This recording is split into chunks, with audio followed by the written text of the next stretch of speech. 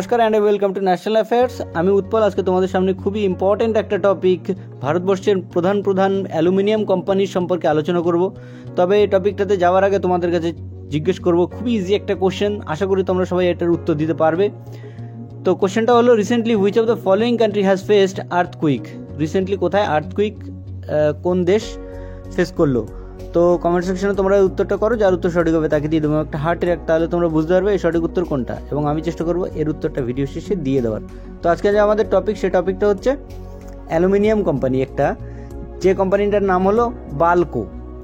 বালকো মানে হচ্ছে ভারতীয় অ্যালুমিনিয়াম কর্পোরেশন লিমিটেড, ঠিক আছে? তো এই বালকো কোম্পানিকে এএসআই মানে অ্যালুমিনিয়াম স্টেওয়ার্ডশিপ ইনিশিয়েটিভ, এটি একটি গ্লোবাল সংস্থা যেটা কিনা অ্যালুমিনিয়ামের কোয়ালিটির ওপরে বিচার করে। তো এরা কি করলো, বালকো কোম্পানিকে এএসআই অ্যাপ্রুভড কোম্পানি করে দিল, যেটা কিনা ভারতের প্রথম অ্যালুমিনিয়াম কোম্পানি এই এএসআই অ্যাপ্রুভড কোম্পানি হয়ে গেল। এএসআই মূলত 4টি জিনিসের উপরে রিলাই করে, যেমন অ্যালুমিনিয়ামের মূল্য কতটা স্থির থাকবে সেটা ঠিক করা, প্লাস গ্রিন হাউস গ্যাসের উৎপাদন কতটা হচ্ছে তার উপর নজর রাখা, জৈব বিবিধতার উপরে নজর রাখা, এবং লোকাল লোক যাতে রোজগার পায় সেটার উপরে নজর রাখা। মূলত 4টে ভারতীয় কোম্পানি কিন্তু ভারতবর্ষের বুকে কাজ করছে।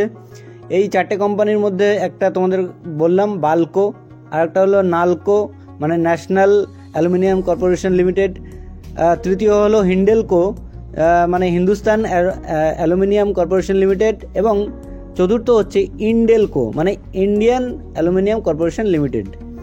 তো এই মূলত এই 4টে কোম্পানি কিন্তু ভারতবর্ষের বুকে কাজ করছে। যদি বালকোর কথা বলি, তাহলে বালকো কিন্তু ছত্তিশগড়ের কোবরাতে এবং মহারাষ্ট্রের কয়নাতে অবস্থিত।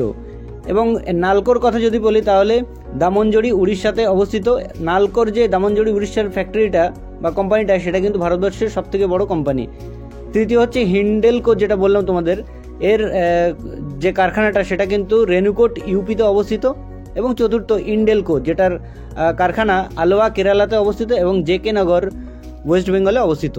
তো এবার আমরা চলে আসবো আমাদের কোশ্চেনটাতে। কোশ্চেনটা ছিল যে recently which of the following country has faced earthquake? তো এর সঠিক উত্তর হচ্ছে তাইওয়ান।